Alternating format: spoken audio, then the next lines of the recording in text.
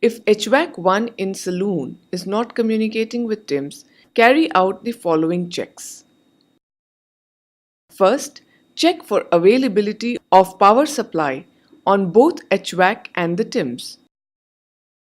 Ensure that both the MCB and the rotary switch are in on condition. Also check the MCB and the rotary switch for their lugs and contacts. They should be in good condition.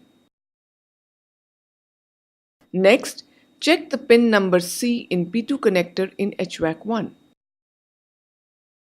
Check the pins for loose crimps, broken wires, bent pins, wide sockets, broken modules, broken locks in pins and sockets. Also check the pins for high voltage and short circuit. If either of these defects is found, rectify. Next, check the pins D4 and D5 in P2 connectors in HVAC 2. Check the D4 and D5 pins for loose crimp, broken wires, bent pins, wide sockets, broken modules, broken locks in pins and sockets.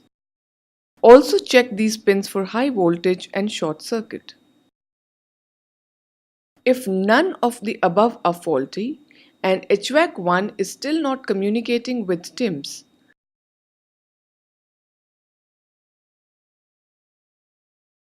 check for high voltage on pins C5, C6, C10, D1 of P2 coupler in HVAC 1. Connect the MMI or PC on PLC. If no TIMS mode is present, rectify the number 2 clause and reset the HVAC using MCB